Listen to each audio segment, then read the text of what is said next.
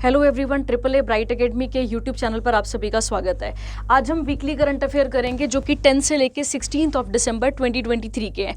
तो चलिए स्टार्ट करते हैं आपके पास वीकली करंट अफेयर और पहले करंट अफेयर की तरफ बढ़ते हैं। देखिए, पहला लिखा है इंडिया का रैंक 7th आया है इस साल भी, ठीक है, किसमें? क्लाइमेट चेंज परफॉर्मेंस पे। आप सबको पता होगा और आप सब करंट अफेयर पढ़ते रहते हैं तो आपने सुना होगा CCPI के बारे में, मतलब जो क्लाइमेट चेंज परफॉर्मेंस इंडेक्स होता है, ठीक है, मतलब कि क्लाइमेट चेंज परफॉर्मेंस जो इंडेक्स होता है, ये इंडेक्स जो है वो हर साल एनुअली क्या करता है, डेटा रिलीज करता है। और इस डेटा के अकॉर्डिंग, मतलब क्लाइमेट से रिलेटेड इंडिया नहीं, पूरे वर्ल्ड में जितनी भी कंट्रीज हैं उनका जो डेटा है वो रिलीज करता है। तो देखिए क्या लिखा है, कहता है according to the report released during the global climate talk. और ये कहां पर हो रही है? COP28। तो आपको याद रखना ये कहां पर हो रही है? दुबई में हुई थी, ठीक है। कहां पर हुई थी? तो आप याद रखेंगे दुबई में। India still remain in the list of the countries making most effort towards the climate change. तो इंडिया किस कैटेगरी में है? आपको याद रखना है मोस्ट एफर्टिंग है। और मोस्ट एफर्ट किस चीज पे कर रहा है? क्लाइमेट चेंज के ऊपर काम कर रहा है, ठीक है। देखिए, कहता है the climate change index access the effort of 63 countries. तो कितनी कंट्रीज का यहाँ पे एफर्ट देखा जा रहा है? 63 प्लस आपको पता है यूरोपियन यूनियन, इसके बारे में आप सबने पढ़ा हुआ है ये and to reduce the carbon emission. अगर आप पिछले मतलब कुछ टाइम के करंट अफेयर देखोगे तो बार बार कार्बन एमिट वाला आ गया, ठीक है, कार्बन क्रेडिट आ गया, ये सारी चीजें आप रेगुलरली पढ़ रहे हैं। ये सब किसका पार्ट आता है? तो क्लाइमेट का पार्ट आता है। तो यहां पर आपको यही चीजें समझनी है। कहते हैं इन दिस इंडेक्स चाइना का रैंक कितना है? तो आपको याद रखना है 51। और अमेरिका का कितना है? तो आपको याद रखना है यहां पर कितना है, 57 है, ठीक है। अब एक क्वेश्चन और देखिए यहाँ पे जब इस चीज़ को, या फिर ऐसा कह लो कि जब इस CCPI को, मतलब क्लाइमेट चेंज परफॉर्मेंस इंडेक्स को जब तैयार किया जाता होगा तो इसमें भी कोई ना कोई रैंकिंग होती होगी प्रॉपर तरीके से, कोई तो क्लासिफिकेशन होगी। तो एक इसमें आता है वेरी हाई परफॉर्मर्स। क्या आता है किसमें? वेरी हाई परफॉर्मर, इस तरीके से आता है आपके पास। और वेरी हाई परफॉर्मर में, ठीक है, मतलब कोई भी देश नहीं है, याद रखना है आपने, मतलब कोई भी वर्ल्ड में ऐसा भी देश नहीं है जो पूरा का पूरा काम किस पे कर रहा हो, इस चीज पे कर रहा हो या क्लाइमेट चेंज पे कर रहा हो। तो आपको याद रखना है वेरी हाई परफॉर्मर कोई भी नहीं है। इसीलिए अगर हम देखें तो अब इसमें रैंक 1, 2 और 3 बिल्कुल खाली है। 4th, 5th और 6th रैंक हमें देखने को मिलता है, ठीक है। और इंडिया का कितना आता है? तो आप सबको पता है इंडिया का रैंक कितना इस समय पे 7th है। अगर हम बात करें 4th पे कौन है तो आप याद रखेंगे डेनमार्क, ठीक है।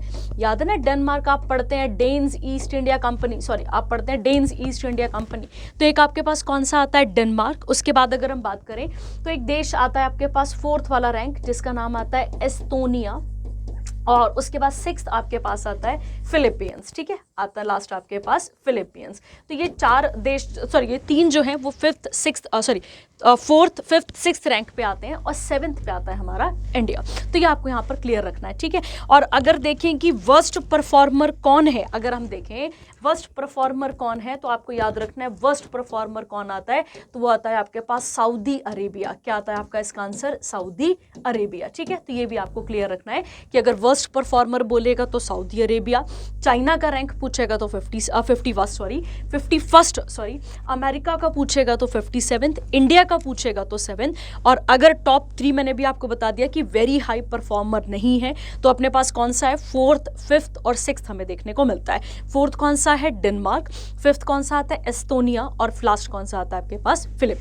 फिलीपींस, ठीक है। चलिए, तो ये आपको यहाँ पर याद रखना है और बहुत इंपॉर्टेंट है आपके लिए ये करंट अफेयर, ठीक है। अच्छा, एक और बात देख लेते हैं। देखिए, अगर हम बात करें 2014 की, ठीक है, 2014 की बात करें तो इंडिया का इस पे रैंक था 31st, मतलब उस समय पे बहुत ही बुरा हाल था इंडिया का, ठीक है। बट अगर आज आप देखें, मतलब आप 2023 को ऑब्जर्व करें तो अभी रैंक कितना चल रहा है हमारा? 7th। तो मतलब हम प्रोग्रेस पे हैं अभी धीरे धीरे करके, ठीक है। चलिए, तो ये थी आपके पास पहली न्यूज़, इंडिया का रैंक कितना है। तो आप याद रखेंगे कौन सा रैंक आता है इंडिया का यहाँ पे? तो 7th रैंक आता है, ठीक है। चलिए, ये होगी आपके पास पहली न्यूज़। और ये COP28 कहाँ पर हो रही है तो आपको बिल्कुल क्लियर रखना है ये कहाँ पर हो रही है। तो ये दुबई में हो रही है, ठीक है। तो आप याद रखेंगे कहाँ पर हो रही है, ये दुबई में। चलिए, आगे देखते हैं।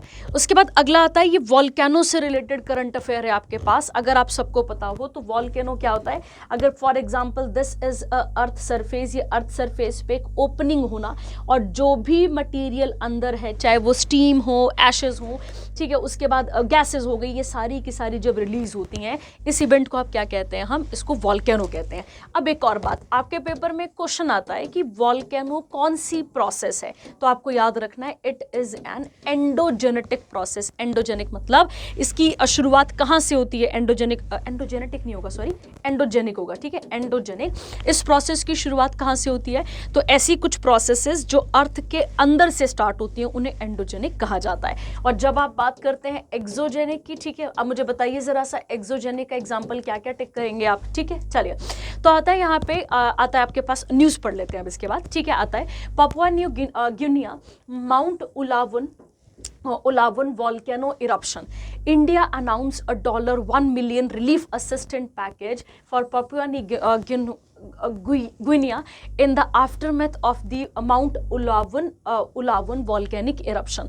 अब समझ लेते हैं कि कहाँ पर है ये और कहाँ पे नहीं है, ठीक है। देखिए कहता है Ulawun is the highest mountain in New Britain. अब आपके दिमाग में आ सकता है ब्रिटेन तो हम कुछ और पढ़ते हैं, तो ब्रिटेन आपको याद रखना है, इस गिवाना के अंदर या इस गिनिया के अंदर एक आइलैंड है, ठीक है, तो उस आइलैंड के ऊपर है ये वॉल्केनो।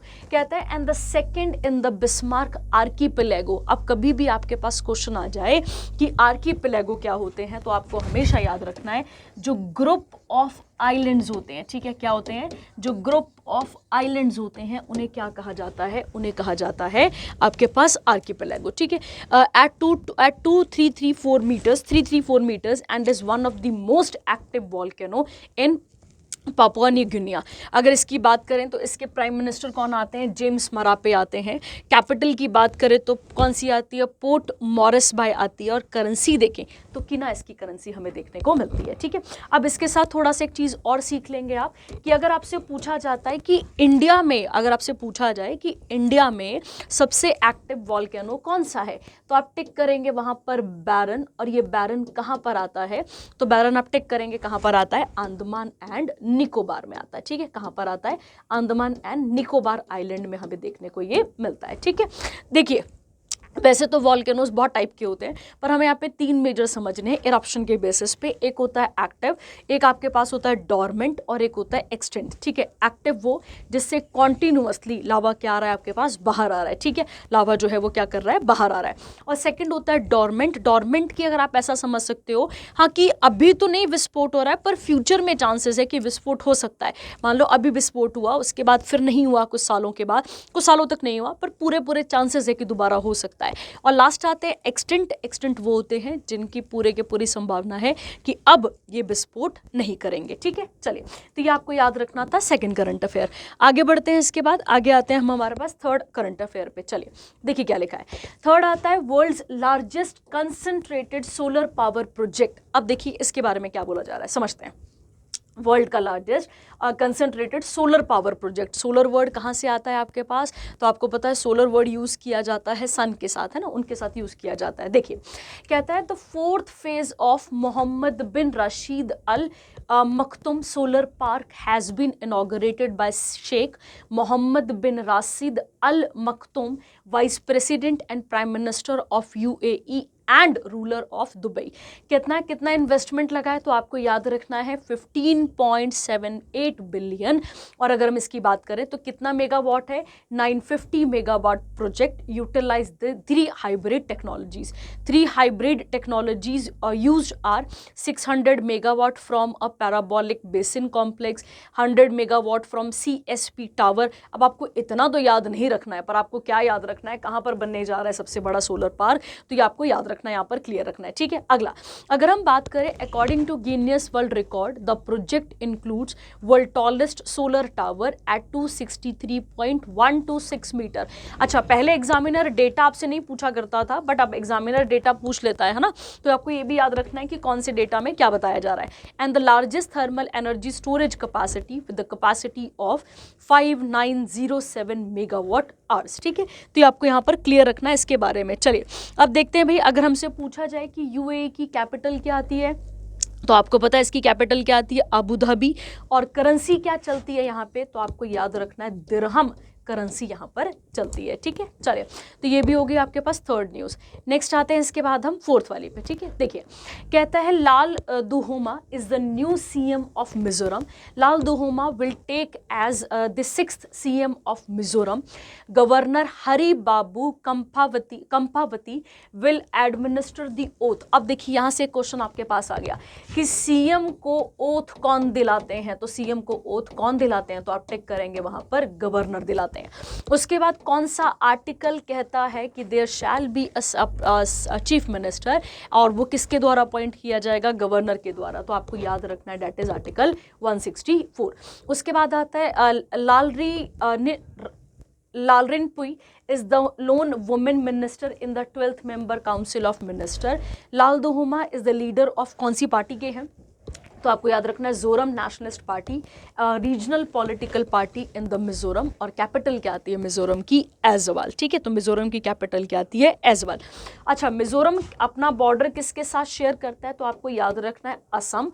ठीक है, आपसे क्वेश्चन आता है कि ये बॉर्डर किसके साथ शेयर करता है, तो असम, त्रिपुरा और मणिपुर। ठीक है, असम, त्रिपुरा और एक किसके साथ करता है, मणिपुर के साथ अपना बॉर्डर शेयर करता है। और आपको याद रखना है 2 इंटरनेशनल बॉर्डर भी शेयर करता है मिजोरम।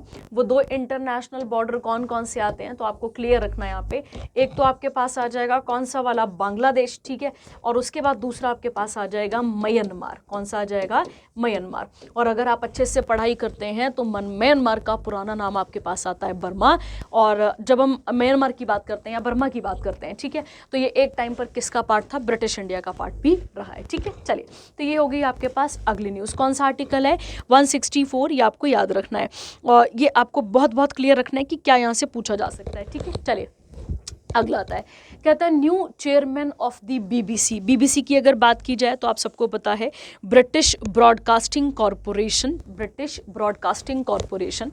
कहता है doctor Shamir Shah, an Indian born media executive with over 40 years of experience in TV and production journalism, has been named as the United Kingdom government's preferred candidate to take over as the new BBC chairman। ठीक है, इन्होंने किसे replace करा है, तो Richard sharp को क्या करा है इन्होंने यहाँ पे रिप्लेस करा है। और अब यहाँ पर ये पार्टिसिपेट करेंगे, मतलब अब ये नए चेयरमैन बन के वहाँ पर निकलेंगे। ठीक है, अच्छा, बीबीसी की स्थापना कब हुई थी, तो आपको बहुत क्लियर रखना है 18 अक्टूबर 1922 को। और इसका हेडक्वार्टर कहाँ पर आता है, तो आपको याद रखना है यूके, लंदन में इसका हेडक्वार्टर हमें देखने को, सॉरी लंदन नहीं, इंग्लैंड में हमें देखने को मिलता है। चलिए, हो गई आपके पास एक और न्यूज़। अब हम आते हैं नेक्स्ट वाली। ठीक है, देखिए, कहता है यहाँ पे first Indian art architecture design biennale 2023। देखते हैं इसके बारे में।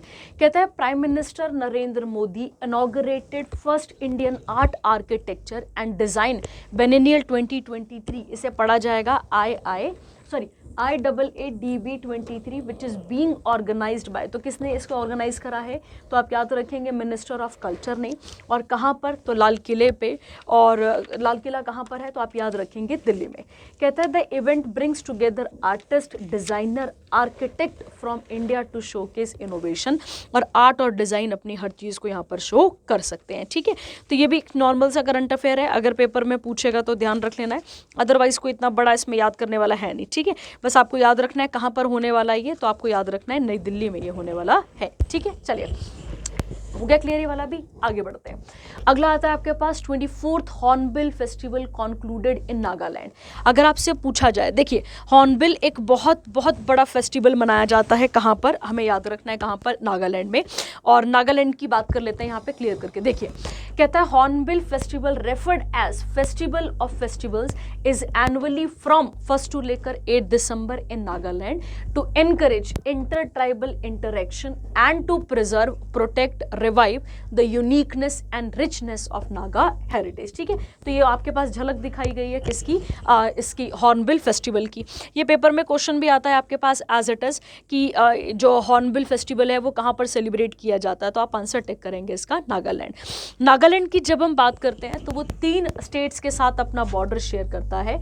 तो एक तो आपको याद रखना है किसके साथ कर रहा है, असम के साथ। ठीक है, और जब आप इंडिया का मैप देखते हैं तो इस तरफ अरुणाचल प्रदेश है और उसके ठीक नीचे नीचे कौन सा आता है आपके पास, नागालैंड आता है। तो नागालैंड बॉर्डर शेयर कर रहा है अरुणाचल प्रदेश और उसके बाद किसके साथ कर रहा है, असम के साथ। और एक इंटरनेशनल बॉर्डर भी शेयर कर रहा है किसके साथ, दैट इज म्यांमार के साथ। ठीक है, तो एक इंटरनेशनल बॉर्डर भी शेयर कर रहा है किसके साथ, म्यांमार के साथ। ठीक है, चलिए अगला आता है, अगले आती है आपके पास RBI's fifth bi monthly monetary policy of financial year 24। अब इसे पढ़ लेते हैं, इसमें आपको पता है कि इसमें डेटा याद करने वाला है एज इट इज। कहता है RBI monetary policy committee met on December 6 to 8, 2023 release the fifth monetary policy statement. कब की है ये, 2023-24 की। रेजोल्यूशन ऑफ द MPC मतलब monetary policy committee which kept India real GDP कितना बताया गया यहाँ पे, 7% इन द फाइनेंशियल ईयर। कब बताया गया, कौन से फाइनेंशियल ईयर में, 2024 में। कहता है इसके बाद विद फाइनेंशियल 24 क्वार्टर थर्ड में कितनी आ जाएगी, 6.5, और क्वार्टर फोर पे कितनी होगी, 6%। सीपीआई की बात करें, सीपीआई इन्फ्लेशन और रिटेल इन्फ्लेशन इस प्रोजेक्टेड कितना बताया गया है, 5.4। कब तक का, फाइनेंशियल ईयर 24 तक का। और RBI raises the limit of UPI payment to hospital educational institutions कितनी बढ़ गई है यहाँ पे, ₹1 लाख। ठीक है, पहले थी पर अब कितनी हो चुकी है, 5 लाख पर ट्रांजैक्शन। ठीक है, आरबीआई की बात की जाए तो आप सबको पता है आरबीआई के हेडक्वार्टर कहाँ पर आते हैं, मुंबई महाराष्ट्र में। इसकी स्थापना कब हुई थी तो आप सब मुझे बताएंगे, वैसे तो बता ही देती हूँ मैं आपको, 1 अप्रैल 1935 को हुई थी। और ये कौन है तो आपको अभी याद रखना है, ये कौन आते हैं आपके पास, गवर्नर, जिनका नाम क्या है, शक्तिकांत दास। और कभी आपसे बोले कि पहले कौन थे, पहले आरबीआई के वो कौन थे, तो आपको याद रखना है ऑसबॉर्न स्मिथ, उनका नाम आता है। ठीक है, तो पहले आपके पास कौन हुए, ये पहले आरबीआई के गवर्नर हुए। ठीक है, याद रखना है आपको। चलिए यहाँ तक हो गया आपके पास, नेक्स्ट आगे बढ़ते हैं इसके साथ। कहता है 4th union minister get additional charges. ठीक है, अब देखिए अगर आप थोड़ा अच्छे से पढ़ाई करते हैं अगर आप लोग, ठीक है, और आप चीज़ों को देखते हैं, तो जब आप एक एक्ट पढ़ रहे होते हैं जिसका नाम है इंडियन काउंसिल एक्ट आता है एक आपके पास, जो एक्ट है 1861 का। अगर आपने अच्छे से पढ़ा हो, हिस्ट्री के अंदर एक एक्ट आता है आपके पास, इंडियन काउंसिल एक्ट ऑफ 1861। अब देखिए इस 61 से पहले एक प्रोविजन लाया गया था, उसका नाम था 1859 में लाया गया था, उसे कहा जाता था पोर्टफोलियो। क्या कहा जाता था उसको, पोर्टफोलियो। अब जरा ध्यान से सुनिएगा, पोर्टफोलियो क्या होते हैं। पोर्टफोलियो का मतलब हो गया, अगर मैं प्रधानमंत्री हूं और मेरे साथ जो लोग हैं मैं उनको एक डिपार्टमेंट दूंगी, तो जो डिपार्टमेंट प्रोवाइड किए जाते हैं, जैसे कि निर्मला सीतारमन के पास कौन सा है, फाइनेंस वाला, ministry of defence, ministry of culture, ये सारे के सारे डिपार्टमेंट क्या कहलाए जाते हैं आपके पास, पोर्टफोलियो। और पोर्टफोलियो सिस्टम लेकर कौन आया था तो आपको याद रखना है, लॉर्ड कैनिंग। कौन लेकर आया था पोर्टफोलियो सिस्टम, लॉर्ड कैनिंग लेकर आया था। और कैनिंग की बात करें तो ये पहला वाइस रॉय था, याद रखेंगे आप, और प्लस ये लास्ट कौन था, गवर्नर जनरल था, कहाँ का, इंडिया का। और इसी के टाइम पीरियड पे वो रिवोल्ट हुआ था, जिस रिवोल्ट का नाम क्या था, रिवोल्ट ऑफ 1857। चलिए तो यहाँ तक आपको इसको क्लियर रखना है। ठीक है, चलिए अब हम आते हैं न्यूज़ पे, देखिए क्या कहता है। कहता है union minister Arjun Munda, minister of tribal, क्या लिखा है आगे यहाँ पे, minister of tribal affairs has been given, उनको एडिशनल चार्ज दिया गया है किसका, union minister for the ministry of agriculture, farmer और वेलफेयर का। ठीक है, तो पहले तो हमें ये समझ में आ गया। सेकंड कहता है Sushri Shobha Karandlaje, minister of state for MONFW, was given additional charge दिया गया उनको, कौन सा, ministry of food processing and industries का। ठीक है, तो ये आपको यहाँ पर क्लियर रखना है। इसके बाद एक और होना चाहिए, यहाँ पे एक और होगा, हाँ। कहता है राजीव चंद्रशेखर, जो कि MOS हैं, और ये for the ministry of skill development and entrepreneurship, ministry of electronics information technology, इनको भी एक एडिशनल चार्ज दिया गया है, मिनिस्ट्री ऑफ जल शक्ति का। उसके बाद है भारती प्रवीण पवार, ये कौन आते हैं आपके पास, minister of health, minister of state of family health and family welfare, इनको भी एडिशनल चार्ज दिया गया है आपको यहाँ पर, ठीक है। तो ये आपको क्लियर रखना है। अब देखिए यहाँ पे क्वेश्चन क्या है आपके पास, एक्चुअली में ऐसा क्यों किया गया है, तो द्रौपदी मुर्मू ने 3 यूनियन मिनिस्टर्स के रेजिग्नेशन को एक्सेप्ट कर लिया था। उसमें से एक नाम आता है आपके पास नरेंद्र सिंह तोमर, एक आते हैं प्रहलाद सिंह पटेल और एक आती हैं रेणुका सिंह, ठीक है। तो इनके जो हैं मतलब इनकी जो रेजिग्नेशन उसे एक्सेप्ट कर लिया गया था। क्यों? क्योंकि उस समय पे मध्य प्रदेश और छत्तीसगढ़ में क्या होने वाले थे, इलेक्शंस होने वाले थे, इसलिए, ठीक है। तो इसीलिए इनको क्या दिया गया है, यहाँ पे एडिशनल चार्ज इनको प्रोवाइड किया गया है, ठीक है। चलिए अब अगला आता है आपके पास, UAE hosted the 28th UNFCCC COP, ठीक है। देख लेते हैं इसको भी। कहता है ये 28th एडिशन होने वाला है कॉन्फ्रेंस ऑफ पार्टीज का of the UN framework convention on climate change.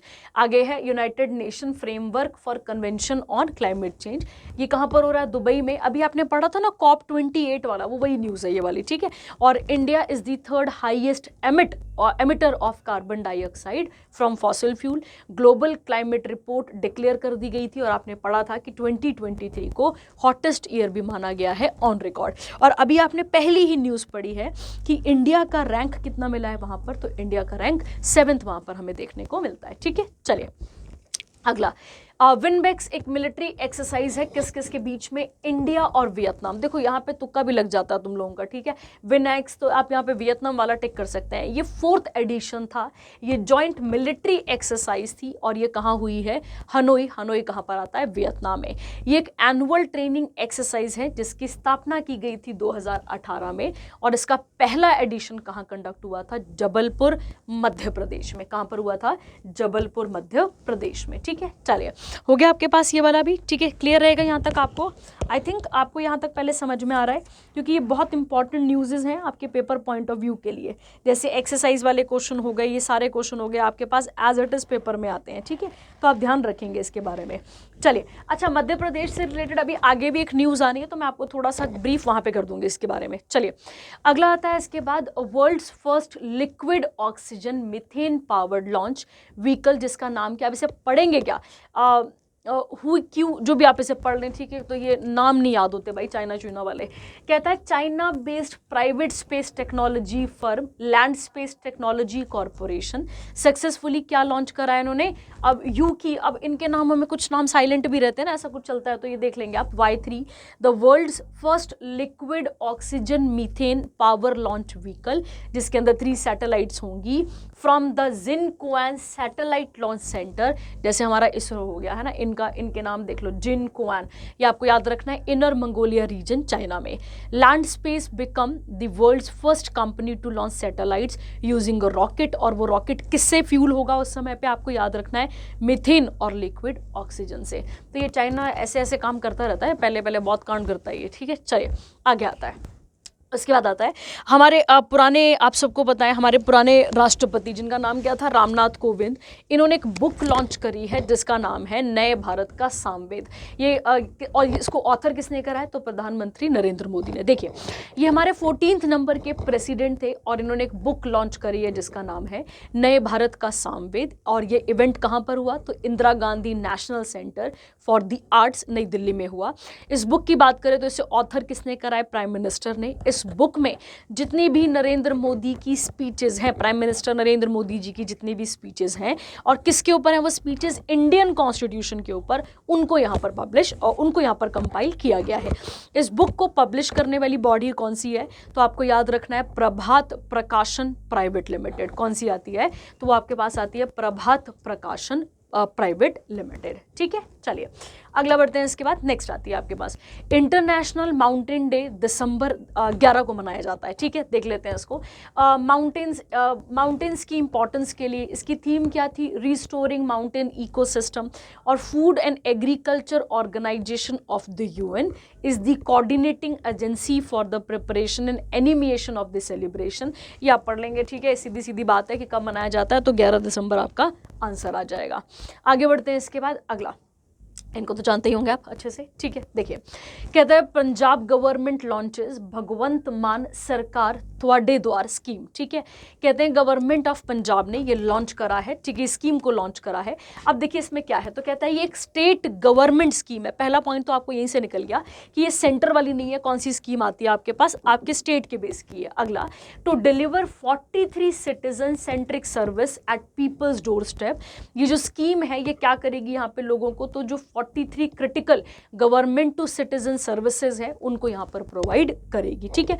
कहता है अगर 43 सर्विसेज की बात करें तो इसमें क्या क्या होगा, इसमें birth certificate, marriage, death, income, residence, caste, rural area, border area, backward area, pension, payment of electricity bill, land demarcation, इन सब के साथ ये डील करेगी।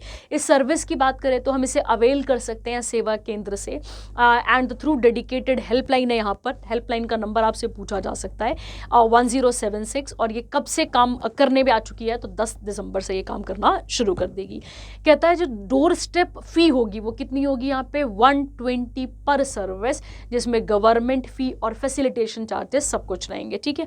और अगर आपको अपॉइंटमेंट बुक करानी है तो आप कब करा सकते हैं इसको, 9 AM से लेकर 5 PM तक, और कब तक, यहाँ पे 7 डेज अ वीक, ठीक है। तो ये आप वैसे भी क्योंकि पंजाबी के वर्ड्स हैं आप ऑटोमेटिकली टिक कर लेंगे इसको आसानी से, ठीक है। चलिए अगला आता है ministry of defence to buy 70,000 more assault rifle for ₹800 crore. बहुत पैसा भाई हमारे पास, ठीक है। देखिए कहता है मिनिस्ट्री ऑफ डिफेंस ने अप्रूव कर दिया है कि हम कितने क्या परचेज करेंगे यहाँ पे, तो 7,000 semi automatic assault rifles for Indian. आपको दिखी रही होंगी, ठीक है, वो तो ना पिक्चरों में देखी होगी उरी वगैरह, मतलब काइंड ऑफ, ये तो नहीं कहूँगी ऐसी थी पर मिलती जुलती है ना, तो ये आपको याद रखना है। यहाँ पे India and Russia made a joint production of AK-203 rifles at the factory in Amethi Uttar Pradesh. तो कहाँ पर है फैक्ट्री, आपको याद रखना है अमेठी उत्तर प्रदेश में। वेट कितना होगा इसका, तो 3.82 kgs विदाउट द मैगजीन, और it has an effective kill range of 600 metre. तो 600 मीटर तक का ये काम यहाँ पर कर सकती है। अगला उसके बाद आता है इंडिया का फर्स्ट बुलेट ट्रेन टर्मिनल, ठीक है। अब इसकी ये इंपॉर्टेंट है आपके पास पेपर के लिए क्योंकि यहाँ से क्वेश्चन बन सकता है। देखिए कहता है यहाँ पे यूनियन मिनिस्टर जो कि अश्वनी वैष्णव है, अभी कौन, मिनिस्टर ऑफ रेलवे, इन्होंने कहा है कि कहाँ पर बनाया जाएगा ये बुलेट टर्मिनल वाला, कहाँ पर बनेगा ट्रेन टर्मिनल, तो ये बनेगा Sabarmati multi modal transport hub, जो कि कहाँ पर है, कहाँ पर बनेगा, सॉरी, अहमदाबाद, गुजरात में। इस बुलेट ट्रेन की अगर हम बात करें तो इसका एजेंडा क्या होगा, कब तक इसे फुलफिल कर दिया जाएगा, 2026 तक। और bullet train is being concentrated with technical financial support from the government of Japan. ये टेक्नोलॉजी वाला है ना, तो ये सारे काम कौन कर सकता है, जापान ही कर सकता है, तो जापान हमारी मदद करेगा यहाँ पे। चलिए अगला उसके बाद आता है इंडिया टेक 2023 और India 5th in global ranking. देखते हैं इसको, ठीक है। कहता है Tracxn technologies limited, a leading global market intelligence platform, released its Tracxn geo annual report India tech 2023। ये रिवील करती है कि 73% डिक्लाइन हुआ है इन funding for the Indian tech startup ecosystem इन 2023। अब ये न्यूज़ आप एज इट इज इसे पढ़ लेंगे, ठीक है, और इस पर ज़्यादा कुछ है नहीं करने के लिए आपके पास। देखिए लिखा ना, the top 4 highest funded countries कौन सी हैं, यूके, यूएसए, और सॉरी पहले यूएसए फिर यूके आपके पास, फिर चाइना और फ्रांस आती है। तो आप देख लेंगे यहाँ पे कि इंडिया का जो रैंक है वो यहाँ पर कम है, ठीक है, बाकियों के कंपैरेटिव कम दिखता है हमें। चलिए अगला आता है, मतलब कम बाकियों के कंपैरेटिव बोलने का मतलब है कि 5वां रैंक है हमारा, ठीक है, यहाँ पे इतना भी कम नहीं है। अगला पॉइंट कहता है इसके बाद 74.1% of Indians unable to afford a healthy diet. ये किसने डाटा रिपोर्ट रिलीज करा है, सॉरी, तो आप याद कर रखेंगे फूड एंड एग्रीकल्चर ऑर्गेनाइजेशन ने। इन्होंने एक डिजिटल रिपोर्ट पेश की थी, 5वां एडिशन था किसका, Asia and Pacific regional overview of food security and nutrition 2023 statistics and trend. इसके अकॉर्डिंग 74.1% ऑफ इंडियंस वो बिल्कुल भी क्या नहीं ले पाए हैं, तो हेल्दी डाइट नहीं ले पाए हैं। कब की बात कर रहे हैं हम, ये 2021 की, और 2020 में ये कितना था, 76.2%। The cost of healthy diet was documented at 3PP, मतलब आपकी परचेजिंग पावर पेरिटी कितनी है। Sustainable development goal is for under nourishment, food insecurity, और जो 2.2 है वो किसके बारे में बात करता है, माल न्यूट्रिशन के बारे में बात करता है। अगला आता है SEBI allows broker to invest clients fund in overnight MF scheme. ठीक है, अब ये आप वैसे तो ये न्यूज़ इंपॉर्टेंट है पर उतनी भी नहीं है। ठीक है, आप इसे पढ़कर देख लेंगे, बिल्कुल सीधी सीधी बातें लिखी है। कहता है सेबी ने अलाउ कर दिया है स्टॉक ब्रोकर्स और क्लियरिंग मेंबर्स को कि वो क्या कर सकते हैं, म्यूचुअल फंड ओवरनाइट स्कीम्स में पार्टिसिपेट या फंड प्रोवाइड कर सकते हैं। करंटली इस इन्वेस्ट की बात करें, they invest only in risk free government securities.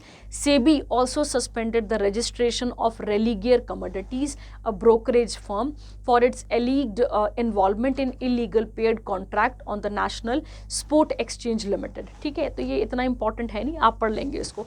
SEBI एक स्टैट्यूटरी बॉडी है, 1992 में इसकी स्थापना की गई थी, आपको याद रखना है 30 जनवरी को। इसके चेयरपर्सन अभी कौन है, तो माधवीपुरी बुच इसके कौन है चेयरपर्सन, और इसका हेडक्वार्टर कहाँ पर आता है, मुंबई महाराष्ट्र में हमें देखने को मिलता है। ठीक है, तो ये भी आपको यहाँ पर क्लियर रखना है। आगे आता है इसके बाद, नेक्स्ट देख लेते हैं इसके बाद हम यहाँ पे। नेक्स्ट आता है prime minister of Poland. Donald Tusk, the leader of Civic Coalition, was elected as Prime Minister of Poland by winning a vote of confidence in the Parliament, और ये जीत गए यहाँ पे। ठीक है, इन्होंने पीएम की एज अ शपथ भी खाई है यहाँ पे। ठीक है, आपको याद रखना है। और एट द कहाँ पे, प्रेसिडेंट, जो प्रेसिडेंट का पैलेस है वहाँ पर, और प्रेसिडेंट का नाम क्या है, एंड्रेस दूदा। पोलैंड की कैपिटल की बात करें तो पोलैंड की कैपिटल आपके पास आती है वर्सोवा। क्या कैपिटल आती है इसकी, वर्सोवा। ठीक है, चलिए अगला आता है इसके बाद ग्यूनिया बिसुआ प्राइम मिनिस्टर। अब इनको भी बात कर लेते हैं।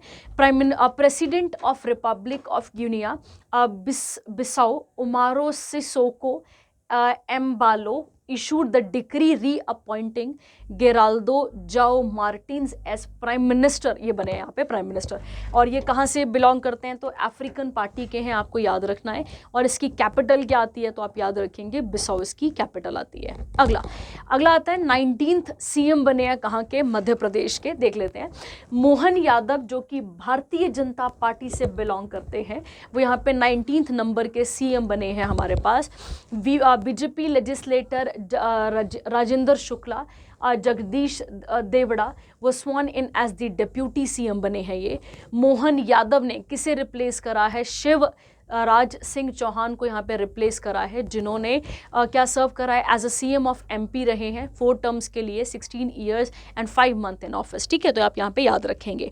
अच्छा, अगर हमसे पूछा जाए कि मध्य प्रदेश की स्थापना कब हुई थी, तो हम याद रखेंगे 1 नवंबर 2000 को किसकी स्थापना की गई थी, तो आपको क्लियर रखना है मध्य प्रदेश की, क्या की गई थी, स्थापना की गई थी। अगर हम बात करें तो यहाँ से आपके पेपर में क्वेश्चन आता है मध्य प्रदेश से, वो आता है नेपनगर। आप मुझे बताएंगे नेपनगर इज फेमस फॉर, क्यों जाना जाता है नेपनगर को मध्य प्रदेश में, आप मुझे बताएंगे। चलिए अगली आती है आपके पास, रशिया ने अनवेल करा है किसको, 2 न्यूक्लियर पावर्ड सबमरीन्स को। ठीक है, अब इनके नाम पढ़ना बहुत ज़रूरी है और नाम याद रखना भी ज़रूरी है। देखिए क्या नाम है उनका नाम आता है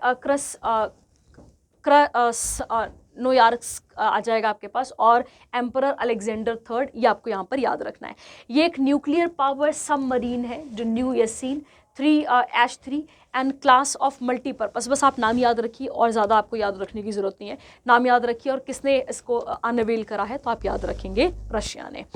अगला आता है आपके पास यहाँ पे Mercer's quality of living city ranking 2023। अब अगर हम बात करें तो यहाँ पे क्वालिटी ऑफ लिविंग सिटी में क्या है, उसकी रैंकिंग को यहाँ पर क्या किया गया, रिलीज़ किया गया है। इसके अकॉर्डिंग अगर हम देखें, इसके अकॉर्डिंग अगर हम बात करें तो यहाँ पे क्या बोला गया है आपके पास, तेलंगाना हैदराबाद की जब हम बात करते हैं तो हैदराबाद तेलंगाना जो है वो बेस्ट इंडियन सिटीज़ हमारे पास निकल कर आती हैं। उसके बाद आपके पास आता है पुणे महाराष्ट्र, बेंगलुरु कर्नाटका, इन सब का रैंक बताया गया है। तो 153rd रैंक है हैदराबाद का, पुणे महाराष्ट्र का आता है 154th, और बेंगलुरु का आता है यहाँ पर आपके पास 156। और ये क्या मानी गई है, top 3 best cities in India, जहाँ पे लोग हमें देखने को, मतलब जहाँ पे स्टैंडर्ड ऑफ लिविंग जो है सिटी के अंदर वो अच्छा है। और for the 6th time Hyderabad जो है वो बेस्ट इंडियन सिटी बनकर हमारे पास आई है। तो ये आपको सारी बातें यहाँ पर क्लियर रखनी है। ठीक है, किससे रिलेटेड आपके पास ये आती हैं, महाराष्ट्र से रिलेटेड, महाराष्ट्र नहीं, मर्सर्स क्वालिटी इंडेक्स से, लिविंग सिटी इंडेक्स से ये आपके पास आती हैं।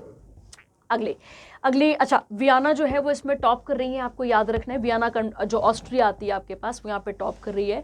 वियना के बाद कौन है, तो ज्यूरिख स्विट्जरलैंड, ऑकलैंड न्यूजीलैंड, और ये सेकेंड और थर्ड रैंक पे आती हैं। नेक्स्ट आता है आपके पास CAFI award for climate reporting by IFC। अब इसके बारे में भी बात कर लेते हैं। देखिए क्या लिखा है, कहता है International Finance Corporation a member of the World Bank group. किसका ग्रुप है ये, किसका मेंबर है, सॉरी, तो वर्ल्ड बैंक ग्रुप का मेंबर है। Has recognised Federal Bank Limited as the top performer of in the year कब में 2023 climate assistant for financial institution award. ठीक है, अब यहाँ पर देखेंगे क्या क्या चीज़ें यहाँ पर बोली गई हैं। फेडरल बैंक की अगर हम बात करें तो वो एक emerged as a stand out performer in securing second position in the global. या पढ़ लेंगे, इसमें मेन बात जो पढ़ने वाली है आपके पास। ठीक है, उसके बाद यहाँ पे और फेडरल बैंक का हेडक्वार्टर कहाँ पर है, तो अलुवा केरला में आता है हमारे पास। और इसकी टैगलाइन क्या आती है, your perfect banking partner.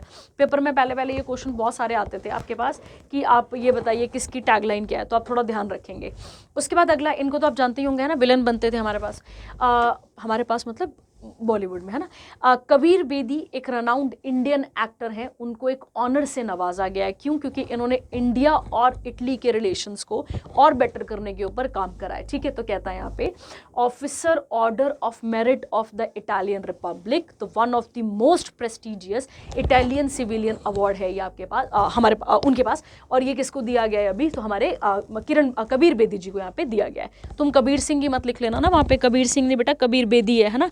Clear हो रहा ना ये वाला। अगला, the scroll of honour was signed by Italian president Sergio Mattarella and the counter signed by Italian prime minister, जिनका नाम क्या है, जियोर्जिया मेलोनी। ठीक है, उसके बाद आता है आपके पास the order is awarded for outstanding merit in the field of किस किस में मिलता है ये, लिटरेचर, आर्ट्स, इकोनॉमी, फिलैंथ्रोपिक। उसके बाद आता है आपके पास सोशल एंड ह्यूमैनिटेरियन एक्टिविटीज़ में। अगला, अच्छा, ये नीति आयोग ने डेल्टा रैंकिंग को क्या करा है, यहाँ पे रिलीज़ करा है, इसके बारे में बात कर लेते हैं। ठीक है, तो यहाँ पे क्या करा है, देखो बच्चे, आप लोगों ने नीति आयोग के अंदर एक प्रोग्राम को पढ़ा होगा, एस्पिरेशनल ब्लॉक प्रोग्राम। ठीक है, मतलब ऐसे कुछ डिस्ट्रिक्ट्स जो बहुत, जिनकी पुअर और बहुत ही ख़राब सोशियो इकोनॉमिक इंडिकेटर्स हैं या सोशियो इकोनॉमिक कंडीशन है, उनको अपलिफ्ट करने की बात की जा रही है। तो देखिए क्या लिखा है, कहता है Tiryani block of Kumuram Bheem Asifabad district कहाँ पर आता है, तेलंगाना। इसकी फर्स्ट पोजीशन आती है किस चीज़ में, एस्पिरेशनल ब्लॉक प्रोग्राम। ये आपको याद रखना है। ठीक है, ये आपको क्लियर रखना है। Kaushambi block of Kaushambi district in Uttar Pradesh, इसकी सेकंड पोजीशन है, ये आपको क्लियर रखना है। ये जो एस्पिरेशनल ब्लॉक प्रोग्राम है, इसे लॉन्च किया गया था जनवरी 2023 में, ताकि क्या किया जा सके, इम्प्रूव किया जा सके governance to enhance citizens quality of life in underdeveloped blocks in India. तो जहाँ पे डेवलपमेंट, मैंने अभी आपको बताया ना, जहाँ पे इकोनॉमिक और सोशल कंडीशन पुअर है, वहाँ की अपलिफ्टमेंट के बारे में बात की गई है। कैटेगरी 1 की बात की जाए, the top 2 in overall ABF ranking, Tiryani block, Kaushambi block, इनको कितने रुपए दिए जाएंगे, तो 3 करोड़ और 2 करोड़ के आसपास दिया जाएगा, ताकि ये इसको और तरीके से क्या कर सके, ठीक कर सके इन एरियाज को। अगला, उसके बाद आता है आपके पास यहाँ पे नाइहोल्म प्राइज़ फॉर एजुकेशन। ठीक है, तो ये आपको याद रखना है। नाइहोल्म की अगर हम बात करें तो ये कौन थे और किसके नाम पर ये आपको मिलता है, तो आपने शायद एक नाम सुना होगा, सर रोनाल्ड करके। ठीक है, एक तो रोनाल्ड दूसरे आ गए ना, उनकी बात नहीं कर रहे हैं हम यहाँ पे, रोनाल्ड, इनका नाम क्या आता है, रोनाल्ड नाइलोम। ठीक है, ये आपको याद रखना है। और ये जो है वो एक्चुअली में अगर हम बात करें, ये कौन थे, रोनाल्ड नाइहोल्म, तो आपको याद रखना है ये एक वैसे तो ऑस्ट्रेलियन बॉर्न एक केमिस्ट थे ये, और इन्होंने इनऑर्गेनिक केमिस्ट्री पे बहुत ही ज़्यादा कंट्रीब्यूट किया है। तो हमारे इंडिया की भी एक प्रोफेसर हैं जिनको इस अवार्ड से नवाजा गया है, Savita Ladage, professor at Homi Bhabha centre for science education, Tata institute of fundamental research in Mumbai, Maharashtra. इनको क्या दिया गया है, तो with the royal society of chemistry Nyholm prize इनको दिया गया फॉर एजुकेशन। और क्योंकि इनका कंट्रीब्यूशन किस फील्ड में ज़्यादा है, केमिस्ट्री में ज़्यादा है, इनको जो है वो कैश प्राइज मिलेगा 5000 British pound sterling along with the medal, और एक सर्टिफिकेट मिलेगा। इस प्राइज़ की अगर हम बात करें तो ये किसको रिकॉग्नाइज करने के लिए बनाया जाता है, inspirational, innovative, innovative dedicated individual teams और मेकिंग, जो कि क्या करते हैं, जो एजुकेशन की फील्ड में एक तरीके से इम्पैक्ट यहाँ पर करते हैं। ठीक है, अगला आता है सीएम ऑफ छत्तीसगढ़। ठीक है, तो मैं आपको भी पहले बता चुकी हूँ 164 आर्टिकल डील करता है किसके साथ, हमारे सीएम्स के साथ। कहता है विष्णु दियोसाई ऑफ भारतीय जनता पार्टी, ये कौन से बने यहाँ पे, तो ये 4th सीएम बने हैं कहाँ के, छत्तीसगढ़ के। ठीक है, और छत्तीसगढ़ किससे अलग होकर बना है, तो आपको बहुत क्लियरिटी होनी चाहिए कि छत्तीसगढ़ किससे अलग हुआ था, तो ये मध्य प्रदेश से अलग होकर बना था। कहता है बीजेपी लेजिस्लेटर, ये जो है विजय शर्मा और अरुण साव जो है वो डेप्यूटी सीएम बने हैं, and they were administered the oath of office and secrecy। आप सबको पता है कौन दिलाएगा शपथ, वो दिलाएंगे कौन, गवर्नर आपके पास। तो यहाँ पर कौन है, विश्वभूषण हरिचंदन, रायपुर छत्तीसगढ़ में। विष्णु दियोसाई की अगर हम बात करें तो ये पहले ट्राइबल सीएम होंगे छत्तीसगढ़ के, और विष्णु दियोसाई की अगर हम बात करते हैं was elected as MLA from Kunkuri. अगर पेपर में आ जाए आपके पास कि इनकी कॉन्स्टिट्यूएंसी क्या है, तो आपको बहुत क्लियर रखना है, कुनकुरी असेंबली कॉन्स्टिट्यूएंसी हमें देखने को मिलती है। नेक्स्ट आते हैं इसके बाद अगला, इंडियन नेवी ने एक अगर हम बात करें यहाँ पे तो एक कमीशन क्या बोलते हैं इसको यार, शिप की अगर हम बात करें तो ये फास्ट अटैक क्राफ्ट शिप की हम बात कर रहे हैं यहाँ पे, जिसका नाम क्या आएगा, तरमुगलेथ। ठीक है, ये नेवल डॉकयार्ड विशाखापट्टनम में से लाया गया है। ये शिप जो है under the flag of 2 Nations, कौन कौन से 2 नेशंस की बात कर रहा है, इंडिया और मालदीव्स, एंड बियरिंग 3 नेम्स, कौन कौन सा आता है, INS तिलंचंग, MCGS होरावे, INS मुगली। ठीक है, मुगली नहीं, मुगली है ये, है ना, ड्यूरिंग इट्स कमेंडेबल सर्विसेज। और थर्ड आपके पास पॉइंट आता है द वेसल, ये किसने डिज़ाइन करा है और किसने बनाया है, तो आपको याद रखना है garden reach ship builders engineer. अब यहाँ से देखो बेटा क्वेश्चन क्या बनता है, एक तो आपके पास ये बनता है कि उसे कमीशन करने वाला कौन है, और सेकेंड आपके पास नाम आ जाता है सीधे सीधे, तो आपको नाम बहुत क्लियर रखने हैं। अगला आता है इसके बाद India's women voters to surpass male voters from 2029। तो भाई बढ़ रही हैं औरतें हमारे यहाँ। ठीक है, देखिए कहता है SBI और इकोनॉमिक रिसर्च डिपार्टमेंट ने एक डेटा को रिलीज करा जिसका नाम क्या था, women empowerment and Ladli Behna दिसंबर 23। ये बताता है कि जो वुमेन वोटर्स हैं इंडिया में वो आने वाले टाइम पर मेल वोटर्स को सरपास कर जाएंगी। कौन से इलेक्शन की बात हो रही है यहाँ पे, 2029 की बात हो रही है। अभी तो पहले 2024 वाला निपटा लें हम। उसके बाद कहता है 2029 the total voter turn out is expected to be 73 crore. अगर हम यहाँ पर बात करें, जिसमें से अगर हम देखें तो वुमेन्स पार्टिसिपेंट कितनी होगी, 37, जो कि अगर हम बात करें और मतलब हायर होगा कंपैरेटिवली देखा जाए तो। The report project the total voter turn out in 2024 general election कितने होने वाले हैं, 68 करोड़, और जिसमें से अगर हम बात करें 33 करोड़ कौन सी हैं, वुमेन, और 49% इनका कॉन्ट्रीब्यूशन हमें यहाँ पे देखने को मिल रहा है। ठीक है, चलिए अगला आता है ERD प्रोजेक्ट, अगला नहीं इसी के अंदर आपके पास आता है यहाँ पे ERD प्रोजेक्ट दैट इन 2047 जो है, मतलब वुमेन्स की जनसंख्या बढ़ी रही है, बस आपको इतना याद रखना है यहाँ पे उनका जो वोटर्स का जो है वो यहाँ पे बढ़ जाएगा। अगली आपके पास आती है यहाँ पे WHO ने 5th global status report on road safety को पेश करा है।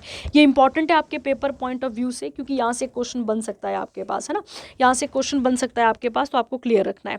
अच्छा, अब देखो इसके बारे में बात कर लेते हैं यहाँ पे क्या बोला गया है। ठीक है, देखिए कहता है वर्ल्ड हेल्थ ऑर्गेनाइजेशन ने एक रिपोर्ट को पेश करा जिसका नाम था global status report on road safety 2023, जिसके अंदर अगर हम बात करें annual number of the road traffic death जो है वो क्या हो चुका है, यहाँ पे डिक्रीज हुआ है 1.19 मिलियन फ्रॉम पहले कितना था 1.25 मिलियन। और मार्किंग की अगर हम बात करें तो 5% डिक्रीज हमें देखने को मिलता है 2010 से लेकर 21 के बीच में। As the 2019 road traffic injuries are the primary cause of death, और कब से कब तक की एज की हम बात कर रहे हैं यहाँ पे 5 to 9 की। And the 12th leading cause of death globally वो क्या आता है आपके पास यहाँ पे, एक्सीडेंट या फिर रोड सेफ्टी वाला। In India the total number of road traffic fatalities went up to 1.34 lakh in 2010, फिर वो बढ़कर कितनी होगी 1.54 लाख इन 2021। तो ये आपको यहाँ पर क्लियर रखना है। WHO की बात करें तो इनके डायरेक्टर जनरल कौन आते हैं, टेड्रोस एडनम, पढ़ लेंगे आप टेड्रोस के आगे वाला।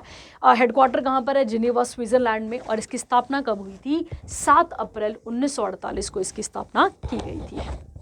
अगला आता है इंदिरा गांधी पीस प्राइज दिया जाता है, इसके बारे में बात कर लेते हैं। कहता है ये जो प्राइज है, देखिए यहाँ पे खुद ही लिखा हुआ है, पीस के लिए डिसआर्ममेंट और डेवलपमेंट फॉर 2023 किसे दिया गया है, तो आप याद रखेंगे इनका नाम क्या है, डैनियल बैरनबॉयम, एक अर्जेंटीन इजराइल जो classic pianist and the conductor, and Ali अब्बू अवाद पैलेस्टीन पीस एक्टिविस्ट। आप सबको पता है इजराइल और प्लेस्टेसीन का कन्फ्लिक्ट चल रहा था, ठीक है, आपको पता ना इसका कन्फ्लिक्ट चल रहा था यहाँ पे, तो आपको याद रखना है कि उसके लिए मतलब कि ये अवार्ड यहाँ पे नवाजा गया है।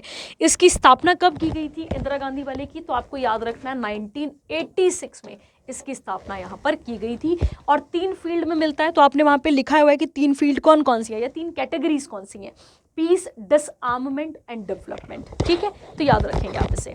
अगला आता है आपके पास यहाँ पे यूनिफिकेशन ऑफ प्राइवेट लॉ, इसके वो बने हैं, गवर्निंग बॉडी के अंदर मेंबर बने हैं।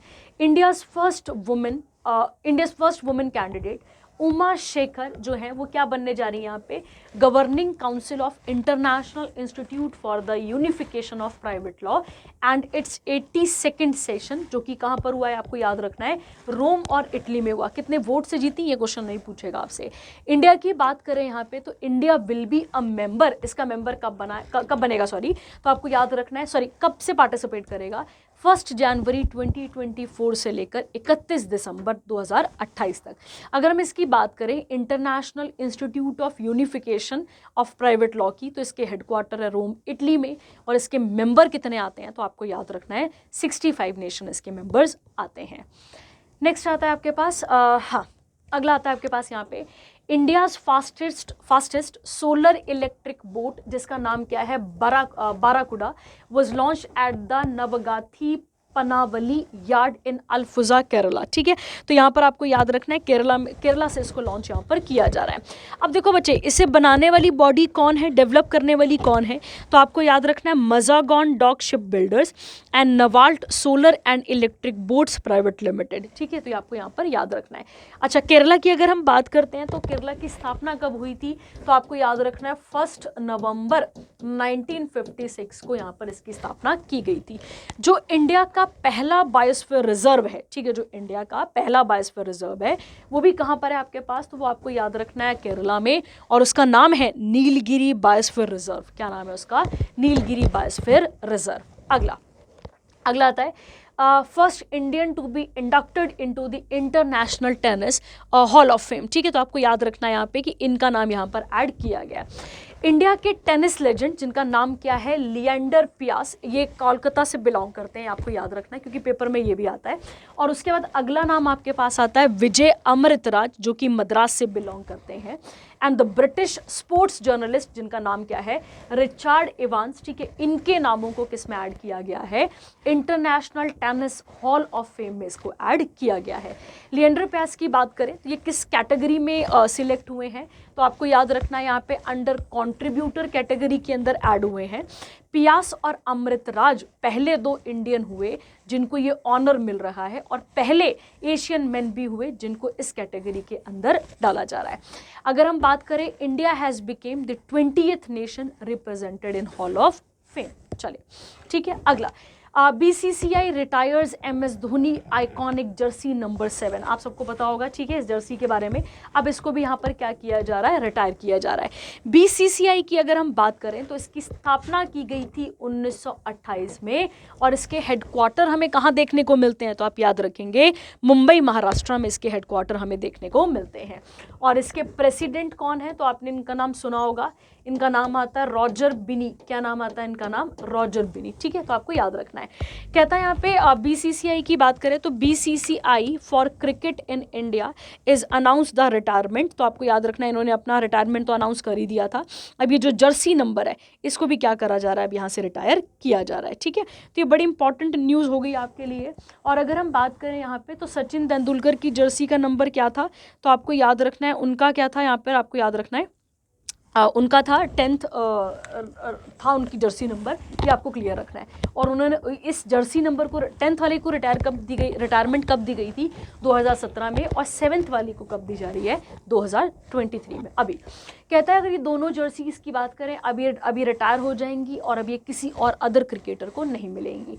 अगर हम बात करें according to International Cricket Council के जो रूल्स हैं उसमें नंबर 1 से लेकर 100 तक अलॉट किए जाते हैं क्रिकेट प्लेयर्स को, जो कि नेशनल टीम को क्या कर रहे होते हैं, प्रोजेक्ट कर रहे होते हैं। अगर हम बात करें अभी जो प्रेजेंट जो इंडियन प्लेयर्स हैं जिनकी पॉपुलर जर्सी नंबर क्या है, तो विराट कोहली की 18th है, आपको याद रखना है, और रोहित शर्मा की आती है 45। ठीक है, अगला उसके बाद आता है ITF वर्ल्ड चैंपियंस अवार्ड 2023, इसके बारे में भी बात कर लेते हैं। नोवाक जोकोविच की आपने नाम इनका सुना ही होगा, सर्बियन टेनिस प्लेयर, इनको जो है वो men's international tennis federation world championship के अंदर इनको ऐड किया गया और ये 8th टाइम है इनके करियर में। अच्छा, फीमेल भी है यहाँ पर जिनका नाम आपको याद रखना है, या वुमेन भी है, उनका नाम है अर्नया सबालेंका। ठीक है, ये बेलारूस से बिलोंग करती हैं, इनको भी इसके अंदर ऐड किया गया है। ठीक है, तो ये आपको क्लियर रखना है। और इसकी अगर हम बात करें ITF की हेडक्वार्टर की बात करें तो ये कहाँ पर आता है, लंदन में हमें देखने को मिलता है, यूनाइटेड किंगडम में। और इसकी स्थापना कब हुई थी तो आप याद रखेंगे 1 मार्च 1913 को इसकी स्थापना यहाँ पर की गई थी। ठीक है, चलिए अब अगली आती है आपके पास कुछ इंपॉर्टेंट डेज, इसको देख लेते हैं। 10th ऑफ दिसंबर को क्या मनाया जाता है, ह्यूमन राइट डे, और इसे पहली बार ऑब्जर्व किया गया था 1948 में। और कहाँ पे, तो United nation general assembly adopted the universal declaration of human rights. Theme की बात करें तो थीम क्या है, freedom, equality and justice for all. अगला आता है नोबेल प्राइज डे, कब मनाया जाता है तो आपको याद रखना है 10 दिसंबर को। सबको पता है एल्फ्रेड नोबेल जो कि किसके फाउंडर माने जाते हैं, डायनामाइट, पता है ना आप सबको। ठीक है, उसके फाउंडर भी माने जाते हैं। ठीक है, तो कहता है नोबेल प्राइज इनको दिया कब मनाया जाता है तो 10th ऑफ दिसंबर को मनाया जाता है। एल्फ्रेड नोबेल जिन्हें father was an engineer himself, और उसके बाद आता है यहाँ पे Alfred Nobel expressed early interest in engineering and explosives in particular. इनकी डेथ कब हुई थी, 10 दिसंबर 1896 को, कहाँ पर, सैनरेमो इटली में, और ये उनका लास्ट रेसिडेंस था, ये आपको यहाँ पर याद रखना है। उसके बाद आता है यूनिसेफ फाउंडेशन डे, कब आता है तो आप याद रखेंगे 11 दिसंबर को ये आता है, क्लियर रखना है आपको। और इसकी फुल फॉर्म आप सबको पता ही है। ठीक है, United Nation International Children's Emergency Fund, मतलब यहाँ पे मेन फोकस किसके ऊपर होता है, यहाँ पर बच्चों के ऊपर। ठीक है, बच्चे और उनकी माता जो इफेक्ट हुई थी किस वॉर में, सेकेंड वर्ल्ड वॉर। तो सेकेंड वर्ल्ड वॉर आपको क्लियर ही होगा, 1939 से लेकर 45 तक सेकेंड वर्ल्ड वॉर चली थी। उसके बाद अगला आता है आपके पास यहाँ पे इंडियन नेवी सबमरीन डे 2023 दिसंबर 8 को ऑब्जर्व किया गया। ठीक है, तो आपको याद रखना ये मनाया गया है। अब देखिए यहाँ पे क्या लिखा हुआ है, कहता है INS कलवरी एक सोवियत फॉक्सट्रॉट क्लास सबमरीन है ये, और इसको कब इसको लाया गया था तो 8 दिसंबर 1967 को इसको लाया गया था। कलवरी एक मलयालम नेम है, किसको दिया जाता है, टाइगर शार्क को, जो इंडियन ओशन में हमें देखने को मिलती हैं। और हमारे पास नेवी स्टाफ, अभी नेवी चीफ कौन है तो आपको पता होगा, एडमायरल R हरि कुमार, हमें इसके चीफ देखने को मिलते हैं। उसके बाद है नेशनल एनर्जी कंजर्वेशन डे, कब मनाया जाता है 14th ऑफ दिसंबर को, ये आप याद रखेंगे। और कब से मनाया जा रहा है ये तो 14 दिसंबर 1991 से इसको मनाया जा रहा है। कंजर्वेशन समझ में आ रहा है आपको, एनर्जी को कंज्यूम करने की बात यहाँ पे की जा रही है। ठीक है, तो ये थे आपके पास करंट अफेयर, जो कि कहाँ से कहाँ तक थे आपके पास, पूरे एक वीक के करंट अफेयर आपके पास हो चुके हैं। अगर कोई डाउट रहेगा तो आप पूछ सकते हैं। Thank you, have a nice day.